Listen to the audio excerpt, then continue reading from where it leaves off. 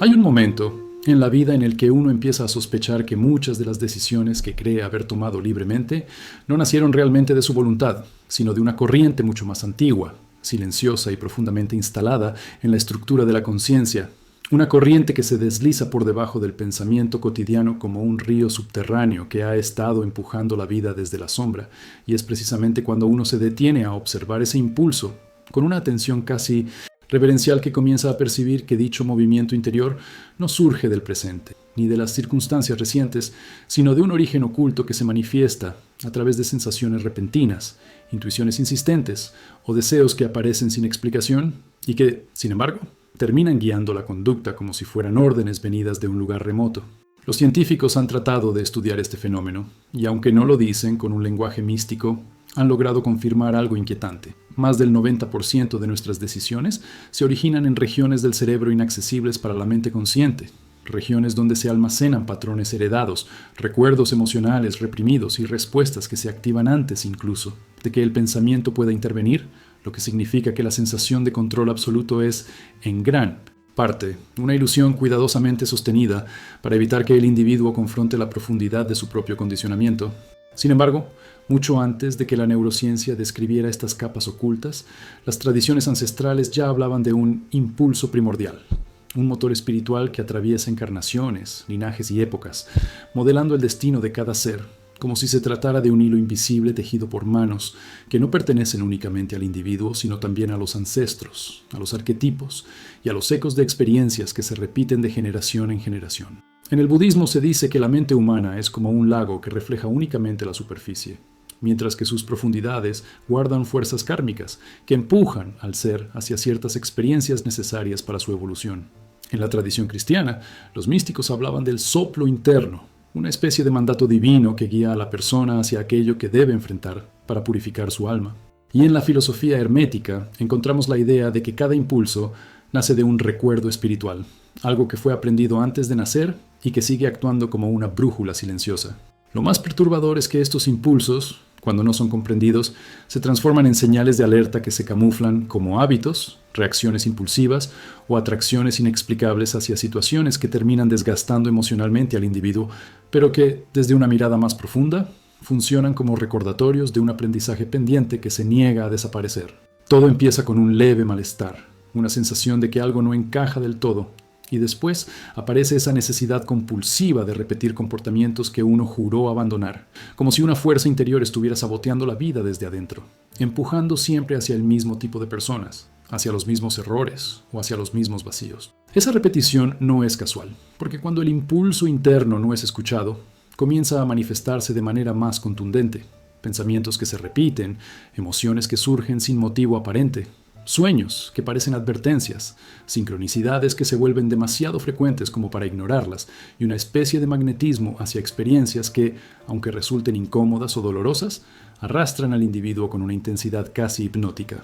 A nivel colectivo, este fenómeno adquiere una dimensión mucho más compleja, porque los grupos, las familias e incluso las culturas enteras pueden ser arrastradas por un mismo impulso ancestral que se transmite como un legado invisible.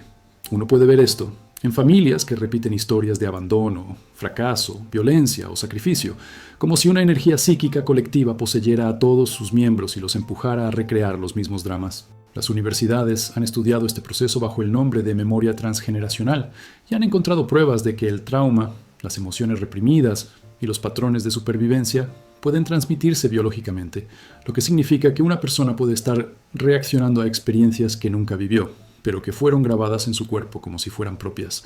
En un sentido espiritual, sería equivalente a cargar con el karma emocional de quienes vinieron antes, una especie de herencia psíquica que exige ser reconocida para evitar que se convierta en destino. Cuando uno comprende este origen invisible, empieza a notar que la protección no consiste en huir del impulso, sino en hacer consciente el movimiento interno antes de que se convierta en un mandato ciego.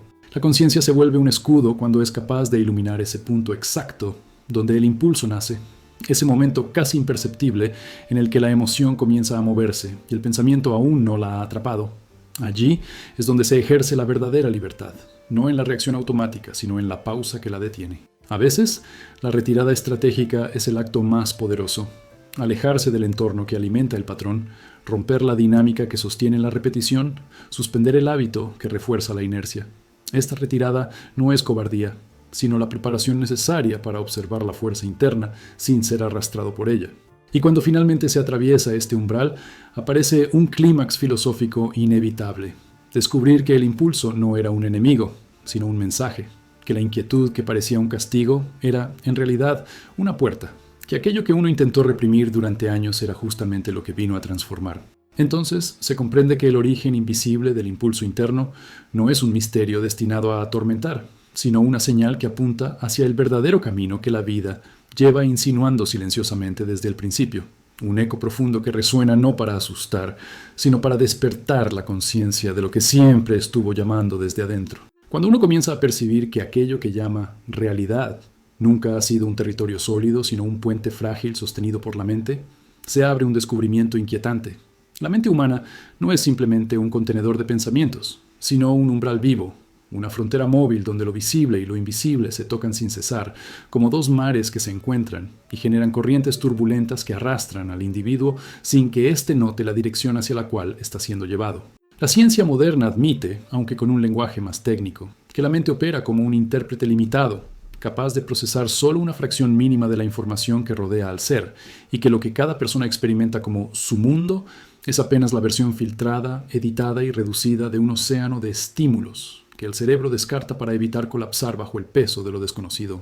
Esto implica que cada percepción es una construcción, cada certeza es una simplificación y cada recuerdo es una interpretación que deja fuera más de lo que conserva, lo que vuelve evidente que la mente no describe la realidad, la fabrica. Pero mucho antes de que la neurociencia mencionara las redes neuronales predictivas o la arquitectura del córtex prefrontal, las tradiciones espirituales ya advertían que la mente funciona como una puerta entre dimensiones, un punto donde fuerzas internas y externas se encuentran para influir en la conducta y en el destino. En la filosofía budista se decía que la mente es la gran creadora de mundos, responsable tanto del sufrimiento como de la liberación, porque todo aquello que el individuo cree verdadero se manifiesta como una experiencia que acaba moldeando su vida. En el gnosticismo se enseñaba que la mente es el campo de batalla entre la luz y las sombras, donde entidades simbólicas empujan al ser hacia el despertar o hacia la confusión. En el hermetismo, la mente era vista como un espejo que refleja no solo lo personal, sino también lo colectivo, y cuya capacidad de resonar con los pensamientos ajenos permite que energías sutiles se infiltren sin que el individuo las identifique como externas. Por eso, los primeros signos de peligro siempre se manifiestan en la mente antes de aparecer en la vida concreta. Todo comienza con una sensación de dispersión, una niebla que se instala lentamente como si algo estuviera alterando la claridad interna. Y entonces surgen pensamientos que no encajan del todo con la identidad habitual.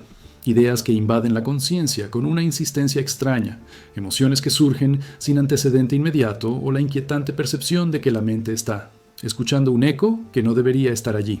La psicología llama a estos fenómenos distorsiones cognitivas o intrusiones mentales, pero en un nivel más profundo operan como señales de que el umbral mental ha sido vulnerado por fuerzas que buscan dirigir la vida hacia un patrón repetitivo, muchas veces heredado, otras veces instalado por el entorno, y en ocasiones activado por energías colectivas que buscan manifestarse a través de quienes son más sensibles a ese tipo de resonancias. A medida que esta interferencia avanza, la mente comienza a experimentar un proceso sutil pero devastador. Pensamientos que antes parecían transitorios se vuelven densos, ocupan un espacio cada vez mayor, se transforman en narrativas internas que alimentan emociones específicas, y estas emociones terminan condicionando comportamientos que refuerzan la narrativa original, generando un círculo cerrado, donde la mente deja de ser un umbral libre para convertirse en un pasaje dominado por una misma fuerza que se repite una y otra vez. Estudios realizados por universidades dedicadas a la investigación de la memoria y la cognición han demostrado que el cerebro fortalece aquello que repite y que las redes neuronales se reorganizan según los patrones emocionales que se activan con mayor frecuencia. De esta manera, la mente puede ser moldeada sin que la persona perciba el proceso, quedando atrapada en estructuras internas que parecen inevitables, aunque en realidad solo son la consecuencia de un entrenamiento involuntario producido por experiencias pasadas o traumas que permanecen activos debajo del nivel consciente. En el ámbito colectivo, este fenómeno adquiere dimensiones aún más inquietantes. Grupos enteros pueden compartir las mismas estructuras mentales, como si una mente más grande, una sombra psicológica común, se instalara sobre la comunidad e infiltrara las conciencias individuales. Esto se ve en movimientos que reproducen fanatismos, en familias donde todos comparten el mismo miedo irracional, en culturas cuya narrativa histórica se repite compulsivamente como si no hubiera alternativa, y en sociedades donde los mismos errores se reencarnan bajo nuevas formas. Los psicólogos junguianos lo llaman arquetipos en posesión, mientras que la antropología reconoce estos patrones bajo el concepto de memoria cultural, y ambas disciplinas coinciden en que la mente humana es infinitamente más vulnerable a influencias colectivas de lo que la modernidad se atreve a admitir. Comprender esto es fundamental para protegerse. La mente solo puede servir como escudo cuando deja de operar automáticamente y se convierte en un espacio observado, iluminado y dirigido con intención consciente. La protección comienza en el momento en que uno se da cuenta de que no todo pensamiento le pertenece, que no toda emoción es un reflejo fiel de lo que ocurre, que no toda imagen mental proviene de la experiencia directa y que muchas de las intrusiones son simplemente residuos de memorias antiguas, voces heredadas o ecos colectivos que intentan instalarse en la psique. La estrategia más poderosa es la retirada momentánea, suspender el juicio, detener la reacción impulsiva, permitir que la mente respire antes de entregar su energía a aquello que intenta poseerla. En esa pausa se abre un espacio donde la conciencia vuelve a tomar el mando. Y es precisamente en ese espacio donde surge el clímax filosófico de este fenómeno. Descubrir que la mente, con todos sus riesgos, no es un enemigo, sino un instrumento que exige ser afinado.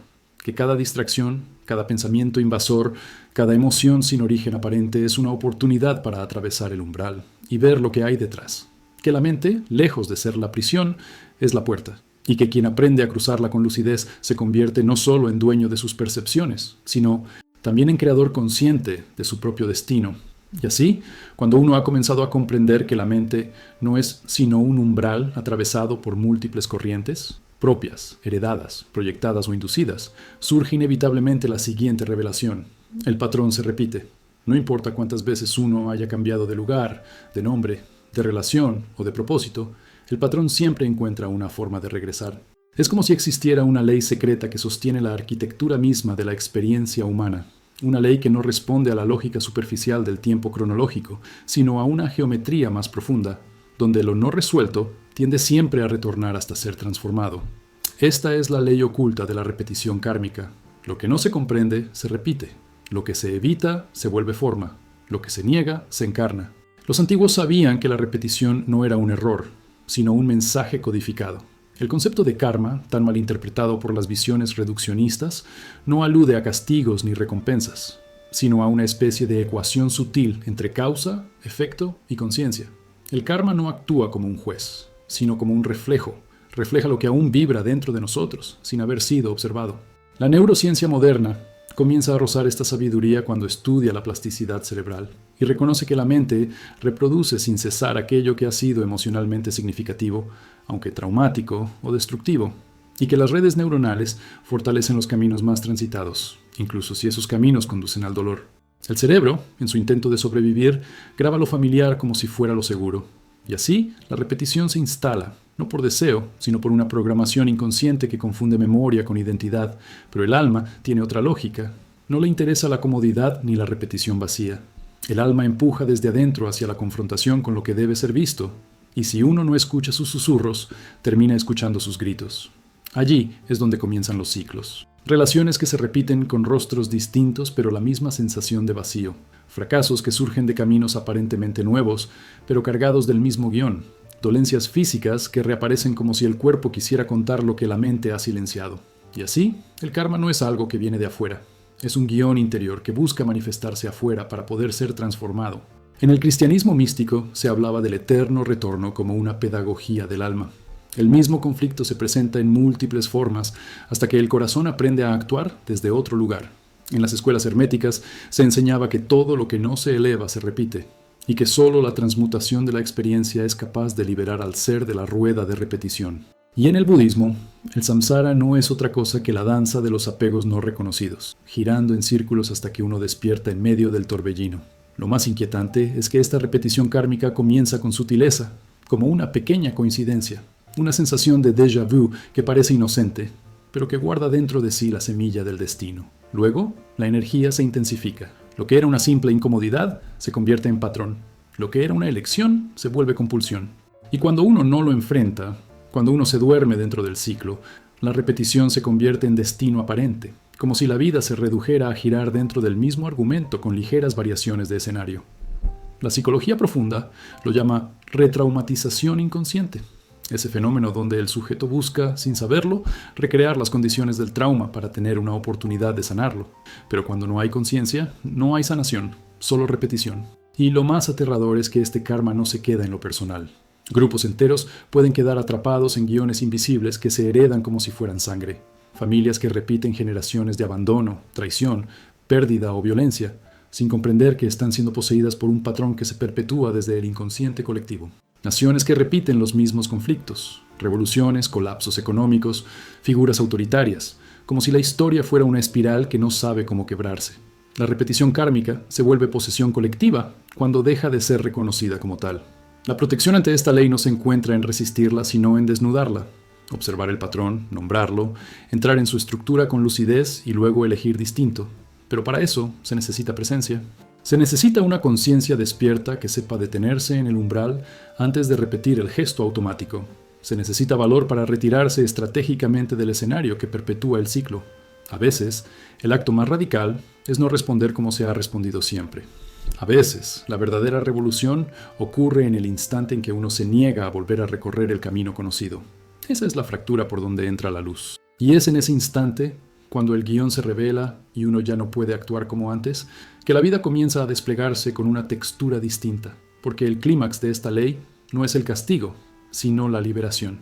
Descubrir que el patrón no era un enemigo, sino un espejo, que la repetición no era condena, sino enseñanza, y que cada vez que se repite una historia, la vida ofrece, en silencio, una nueva oportunidad de elegir diferente.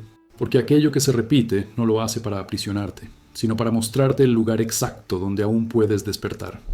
Y es entonces cuando se comprende que la repetición kármica no es más que el eco de lo no integrado, que aparece otra capa aún más densa, más íntima, más traicionera, la emoción no resuelta.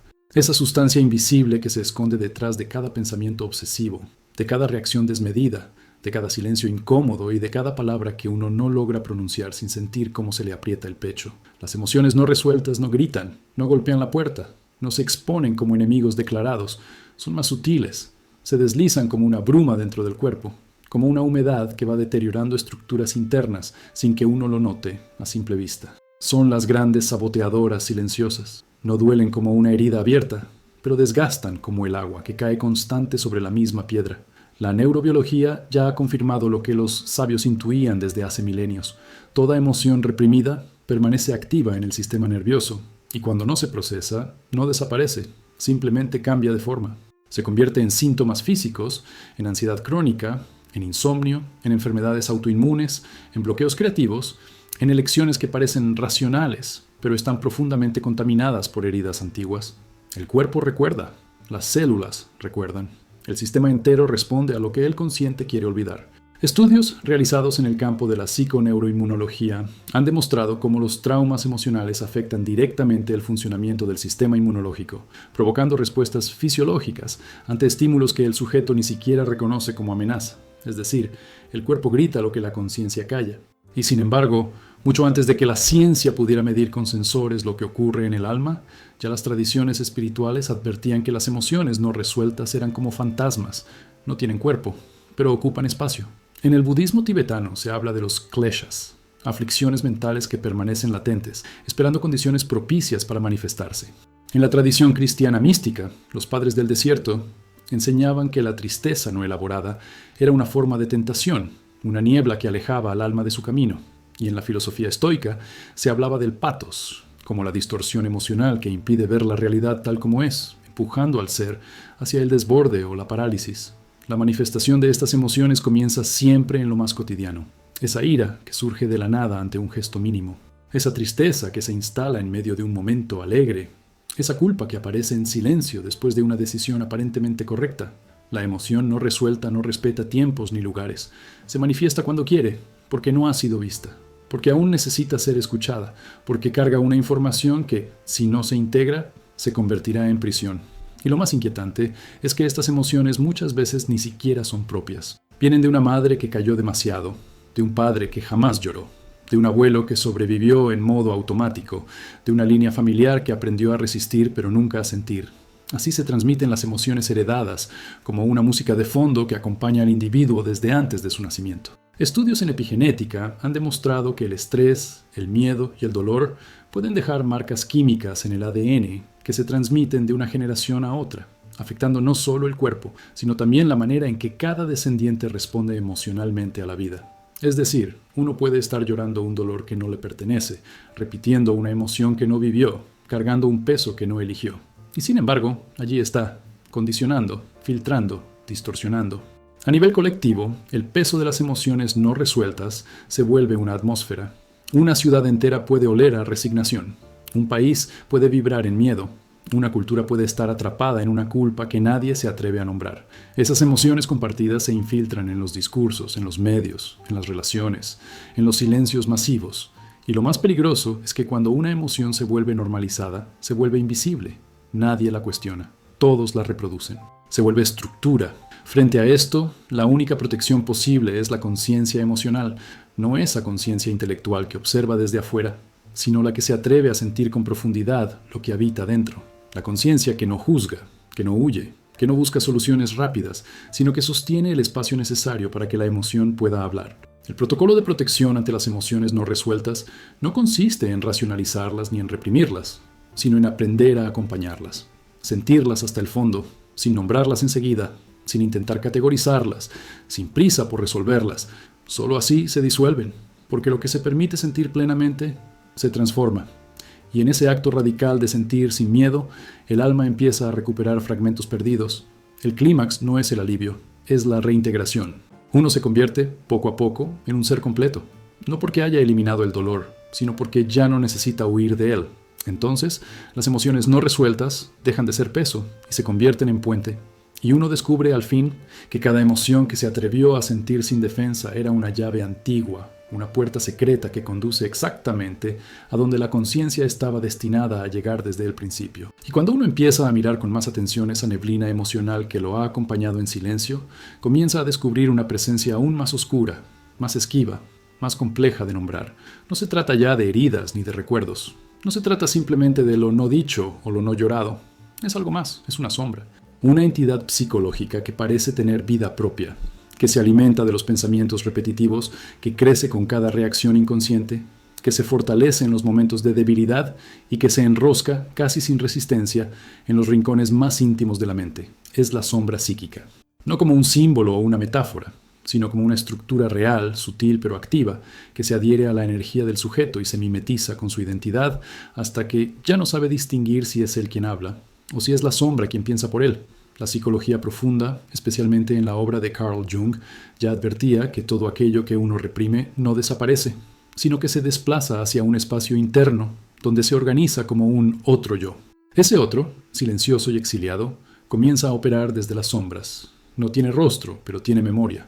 No tiene cuerpo, pero ocupa espacio mental. No tiene voz propia, pero susurra en cada pensamiento autodestructivo, en cada impulso que va contra lo que uno realmente desea. Y el fenómeno más inquietante es que esta sombra no solo se forma por lo que el individuo rechaza de sí mismo, sino también por todo lo que absorbe del entorno sin filtrar, por todo lo que copia para encajar, por todo lo que calla para sobrevivir. La neurociencia moderna ha comenzado a observar este fenómeno a través de estudios sobre la red neuronal por defecto. Esa parte del cerebro que se activa cuando uno no está enfocado en nada específico y que curiosamente se llena de pensamientos repetitivos, autocríticos, muchas veces agresivos o ansiosos. Es decir, cuando la atención no está dirigida con intención, la mente queda a merced de una corriente automática que parece tener voluntad propia. Esa corriente es terreno fértil para la sombra, porque la sombra no necesita argumentos, solo necesita atención. Donde está tu atención, ahí está tu energía. Y donde está tu energía, ahí crece lo que habita ese espacio. Desde las tradiciones espirituales, este fenómeno se comprendía de otra forma, pero con la misma precisión simbólica. En el sufismo se hablaba del nafs inferior, esa parte del alma que busca dominar al ser con deseos inconscientes. En el hinduismo se mencionaban los vasanas, tendencias mentales acumuladas que forman impresiones kármicas difíciles de erradicar. En el cristianismo místico se aludía a los demonios internos, no como seres externos, sino como pasiones incontroladas que toman el timón de la voluntad. Todas estas visiones apuntaban a lo mismo, que dentro del hombre habita una fuerza no integrada que, si no es iluminada por la conciencia, termina tomando el control. Y todo comienza con lo más mínimo. Una crítica que no puedes dejar de repetir en tu cabeza. Una emoción que se activa cada vez que alguien menciona cierto nombre. Una sensación de que algo en ti no está bien, aunque todo a tu alrededor parezca estar en orden. Esa es la firma de la sombra. No entra como un terremoto. Entra como una idea. Se instala como una interpretación. Se normaliza como una respuesta emocional que ya no cuestionas. Y desde ahí comienza a condicionar tu mundo. Elige por ti, reacciona por ti, sufre por ti. Y al final, cuando miras atrás, no sabes cuándo dejaste de ser tú para convertirte en una versión distorsionada de lo que alguna vez fuiste. Y lo que es aún más perturbador, la sombra puede volverse colectiva. En grupos, comunidades, incluso en naciones enteras, pueden generarse campos emocionales donde ciertas sombras son compartidas, odios que se heredan, miedos que se contagian, narrativas que se repiten como si fueran verdades absolutas. En esos casos, la sombra deja de ser un fenómeno psicológico y se transforma en un clima espiritual, un ambiente denso donde el juicio reemplaza al pensamiento, donde la reacción sustituye al discernimiento, donde la masa sustituye al alma. ¿Y cómo protegerse de esto? La clave no es luchar contra la sombra, porque lo que se combate se fortalece. La única protección real es la conciencia sostenida, la capacidad de observar sin identificarse, de mirar la reacción interna como quien observa una tormenta desde el refugio, de sentir el impulso sin actuar desde él. Ese espacio entre estímulo y respuesta es el umbral donde la sombra pierde su poder, y si uno logra sostener la atención sin entregarla por completo, la sombra comienza a debilitarse, a disolverse, a revelar su verdadera naturaleza. Era miedo, era dolor, era necesidad de ser vista, pero no era el enemigo. El clímax de este descubrimiento no es la victoria, es la integración, comprender que la sombra era parte de ti, pero no toda tú, que lo que pensabas que era tu ruina era, en verdad, tu espejo, que la oscuridad no es maldad, sino luz que aún no ha sido comprendida, y que cuando por fin dejas de alimentar lo que te poseía en secreto, no se produce una batalla, se produce una alquimia, y la energía que antes te arrastraba, ahora te impulsa, y el silencio que antes te devoraba, ahora te escucha, porque toda sombra que es iluminada se convierte en poder.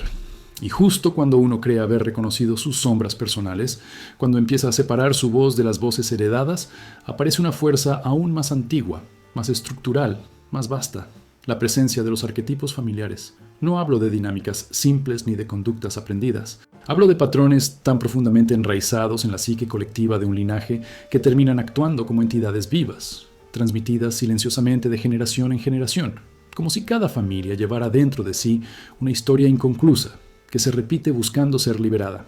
Uno no hereda solamente el color de los ojos o la forma de los huesos, hereda también los silencios, hereda las decisiones no tomadas, las heridas nunca cicatrizadas, los sacrificios no reconocidos. Y con ello, hereda también las emociones no procesadas, los impulsos reprimidos, las historias no contadas que se filtran como susurros en los sueños, en las reacciones, en los caminos que misteriosamente se repiten. La psicogenealogía ha demostrado que lo que no se dice en una generación tiende a manifestarse como síntoma en las siguientes.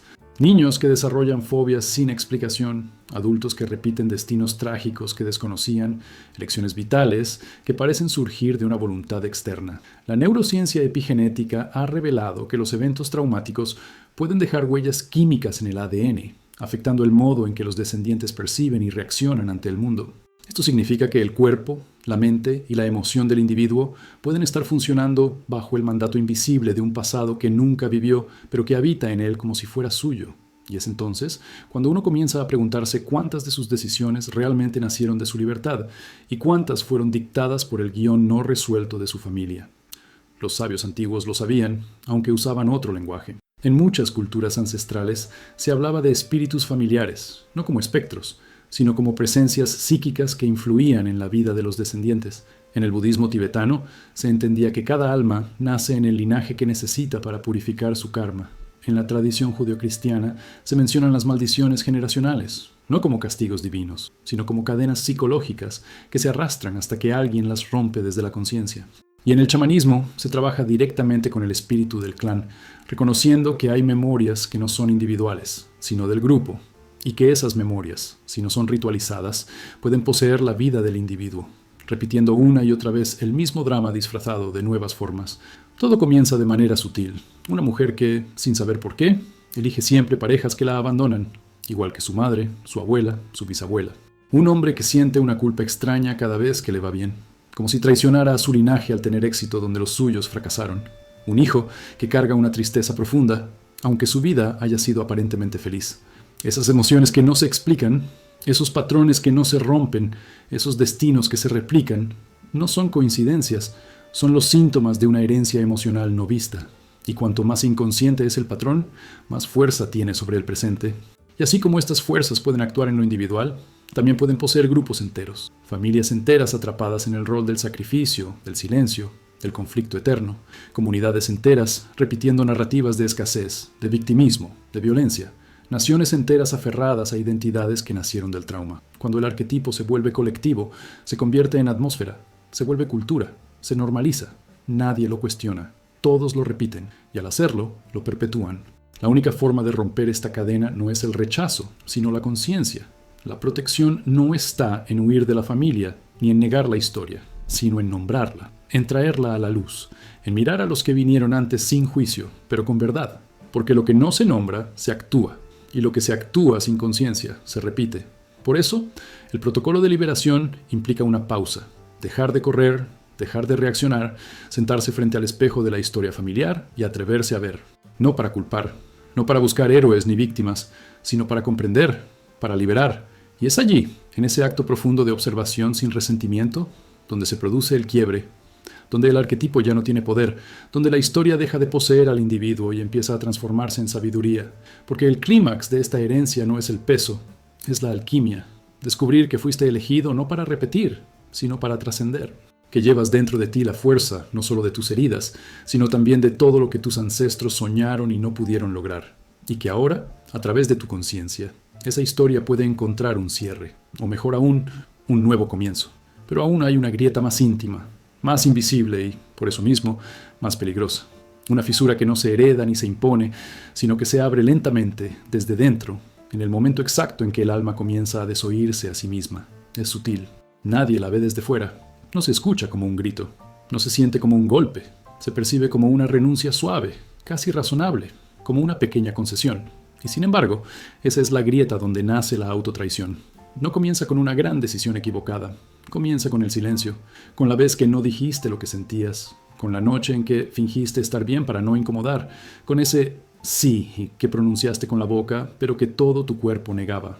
Cada una de esas pequeñas traiciones aparentemente inofensivas van desgastando la arquitectura interna de la conciencia. Y llega un momento en que uno ya no sabe quién es realmente porque ha vivido demasiado tiempo siendo lo que se esperaba de él.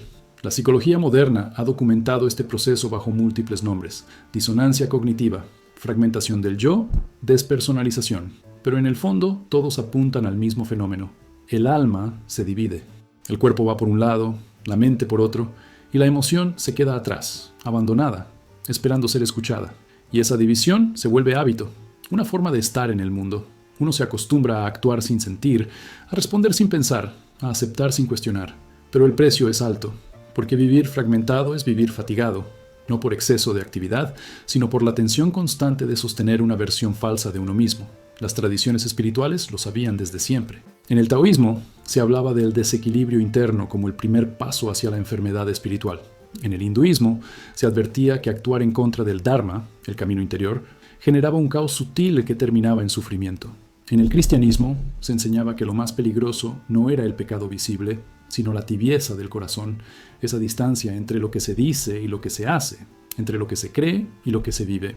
Porque el alma no se rompe por fuera, se fractura por dentro. Y cuando esa fisura se normaliza, uno comienza a construir su vida desde el personaje y no desde el ser. Todo esto comienza, casi siempre, con el miedo. Miedo a no pertenecer, miedo a ser rechazado, miedo a decepcionar, miedo a perder lo poco que se tiene. Y entonces uno se adapta, se encoge, se edita, se reprime, se acomoda en estructuras ajenas. Y esa adaptación, que parecía inteligente, termina convirtiéndose en una cárcel. Porque cuanto más uno se aleja de sí, más necesita validación externa. Y cuanto más busca afuera lo que deberían hacer dentro, más dependiente se vuelve de entornos, personas, títulos, aplausos o rutinas que no hacen más que reforzar la desconexión original. Y esta autotraición no se queda en lo personal, se contagia, se multiplica, porque quien vive desde el personaje no puede vincularse desde el alma. Las relaciones se vuelven transacciones, El amor se convierte en rol, la amistad en acuerdo tácito de no mostrar la verdad. Y así se construyen familias enteras que operan desde la negación, comunidades que premian la obediencia sobre la autenticidad, sociedades que toleran la mentira si viene envuelta en cortesía. La autotraición se vuelve cultura, y lo que comenzó como una fisura personal se convierte en una estructura colectiva donde nadie dice lo que piensa, nadie muestra lo que siente, y todos actúan como si todo estuviera bien. ¿Y cómo se rompe ese hechizo?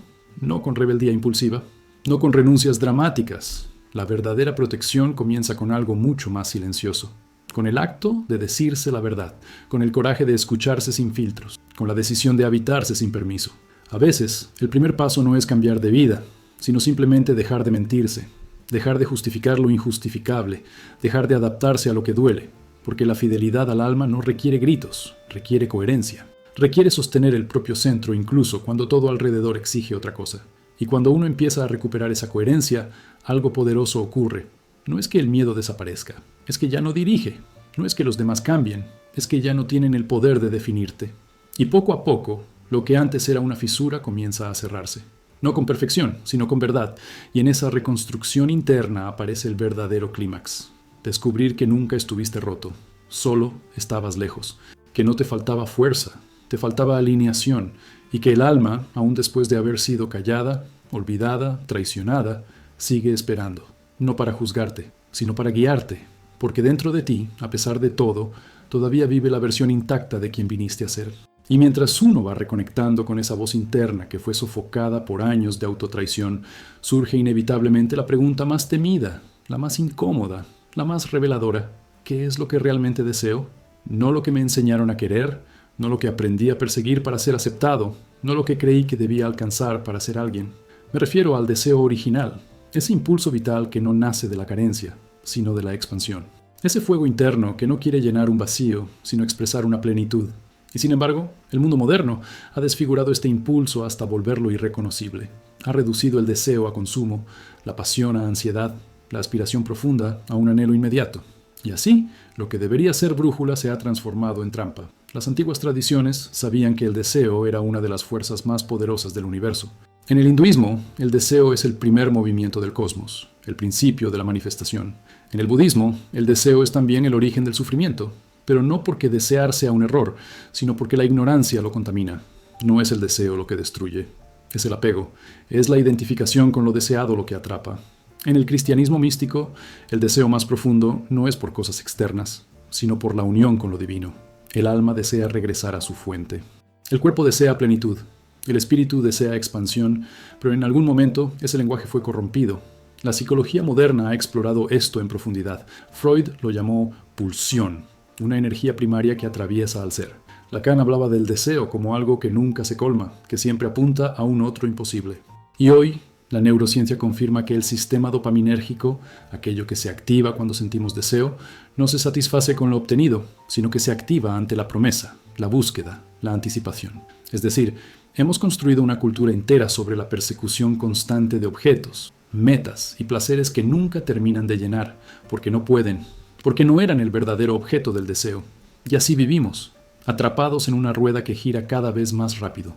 Deseamos más éxito, más reconocimiento, más pertenencias, más atención. Pero cada vez que conseguimos algo, el vacío regresa. No porque estemos rotos, sino porque no estamos escuchando al verdadero deseo. Ese que no grita desde afuera, sino que susurra desde el centro. Ese que no se mide en likes, ni en cifras, ni en trofeos. Ese que pide ser, no tener. Que pide expandirse, no acumular. Que pide conectarse, no destacarse. La distorsión del deseo no se queda en lo individual. Es una epidemia colectiva. Nos enseñan a desear lo mismo, belleza normada, éxito visible, relaciones perfectas, experiencias extremas. El deseo se ha vuelto homogéneo. Todos quieren lo mismo, al mismo tiempo, con los mismos códigos. Y lo más perverso es que cuando el deseo se vuelve imitación, se transforma en alienación. Ya no se desea desde el alma, se desea desde el algoritmo, desde la comparación, desde la falta, desde el miedo de no estar a la altura de una imagen construida por otros. Y así, el deseo, esa energía que podría liberar, se convierte en la cadena más efectiva. ¿Y cómo se rompe esta distorsión? No negando el deseo, no reprimiéndolo, no juzgándolo. La clave está en purificarlo, en descifrar su origen, en preguntarse, con honestidad brutal, si lo que uno busca viene del alma o del condicionamiento.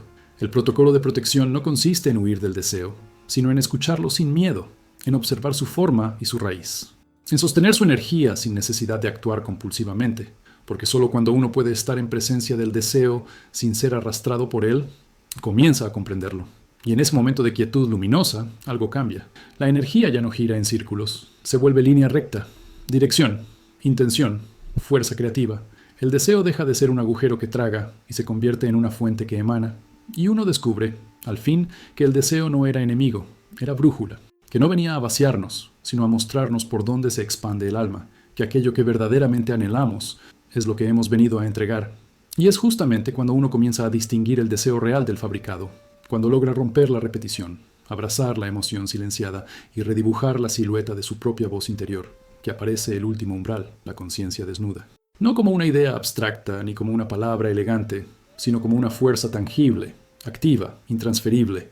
La conciencia no es una opinión ni un concepto, es un estado, es presencia sostenida, es la única instancia desde la cual todo lo anterior puede ser transfigurado, y es también el campo de batalla donde las influencias invisibles libran su guerra silenciosa.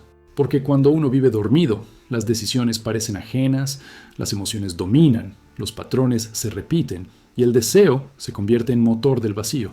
Pero cuando uno habita la conciencia plena, la energía cambia de dirección. Ya no se trata de reaccionar ante el mundo, sino de observarlo con tal profundidad que deja de tener poder sobre ti. La conciencia no impide el conflicto, pero te saca del rol de víctima.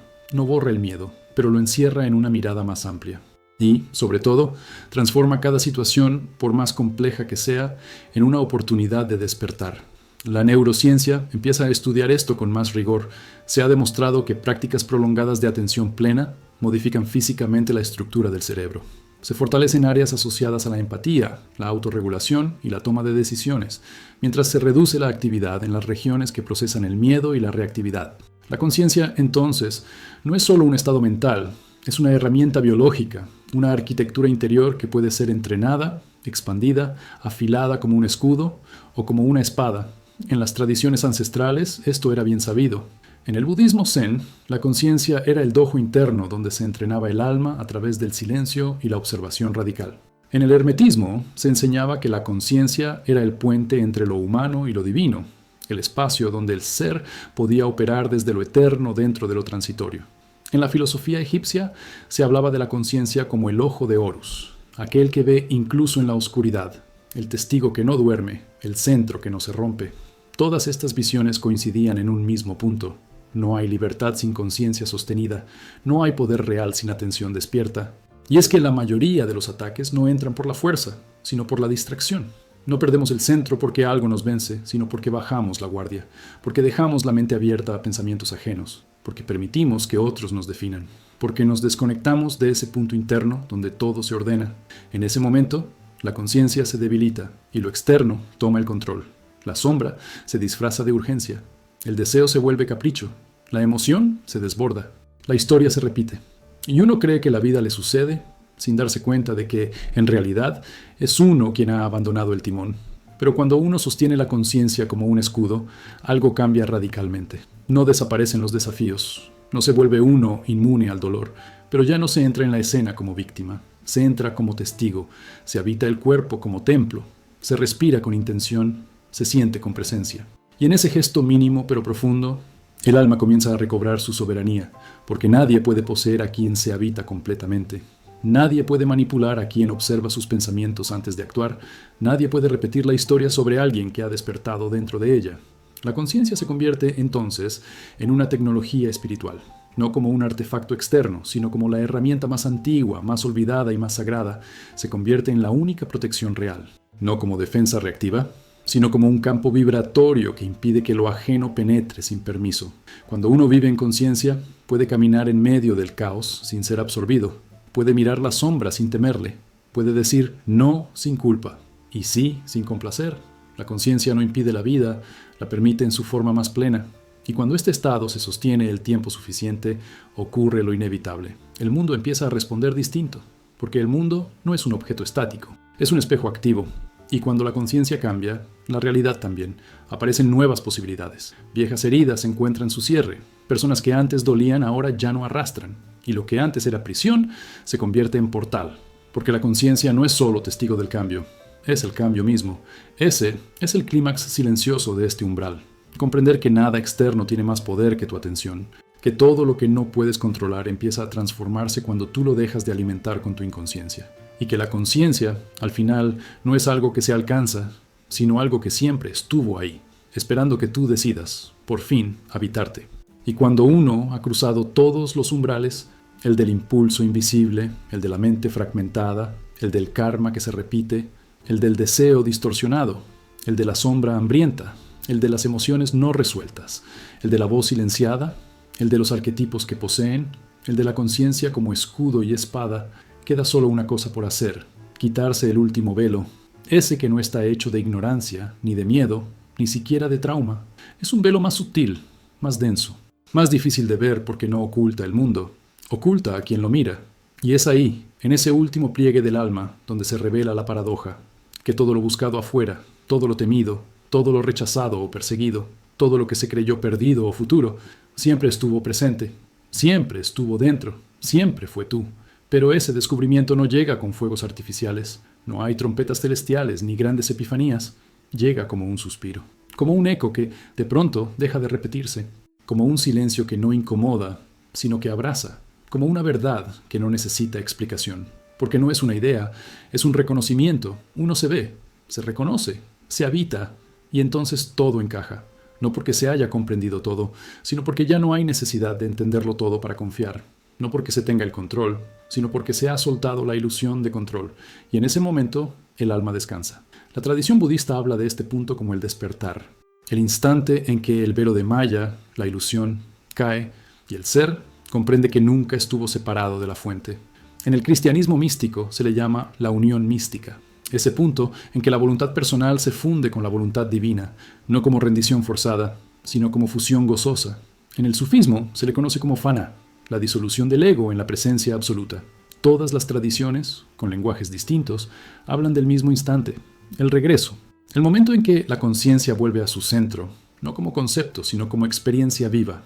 Y curiosamente, lo que uno encuentra en ese lugar no es algo nuevo, es algo antiguo, algo olvidado, algo que siempre estuvo esperando, como si la vida entera hubiese sido una coreografía precisa diseñada para empujarte hacia ese punto exacto. Cada pérdida, cada sombra, cada herida, cada silencio, no eran errores, eran señales, no eran castigos, eran puertas, no eran obstáculos, eran parte del mapa. Y uno entiende entonces que nunca fue víctima, aunque haya sufrido, que nunca estuvo solo, aunque haya sentido el abandono, que nunca estuvo perdido, aunque haya vagado tanto. Todo tenía ritmo, todo tenía eco, todo tenía sentido, aunque no podías verlo desde donde estabas. Y no, eso no significa que el dolor desaparece, significa que ya no te define, que ya no dicta tus pasos, que ya no decide por ti, porque cuando uno atraviesa el último velo, descubre que el alma no necesita más protección, porque ha recordado que es indestructible, que nunca fue frágil, solo estaba dormida, que nunca fue rota, solo estaba confundida, y que ahora, por fin, puede caminar con los ojos abiertos, no porque tenga todas las respuestas, sino porque ha dejado de temer las preguntas. Y desde ahí, desde ese centro reencontrado, se mira la vida con otra textura, ya no como una amenaza, sino como un escenario sagrado, ya no como una serie de eventos que vienen a probarte, sino como una danza que se mueve contigo, ya no como una batalla por ganar, sino como una oportunidad infinita de recordar. Recordar quién eres, recordar de dónde vienes, recordar por qué elegiste encarnar aquí, ahora, con este cuerpo, esta historia, esta herida, esta misión.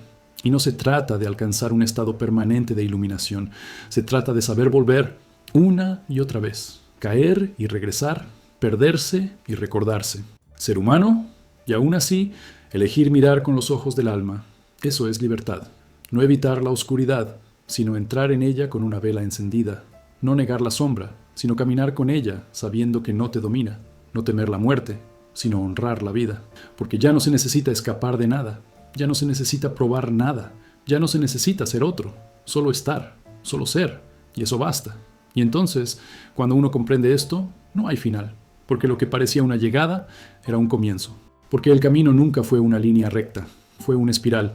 Y ahora, desde otro lugar, desde otra mirada, desde otro nivel de conciencia, el viaje continúa, pero ya no desde la búsqueda frenética, sino desde la presencia serena.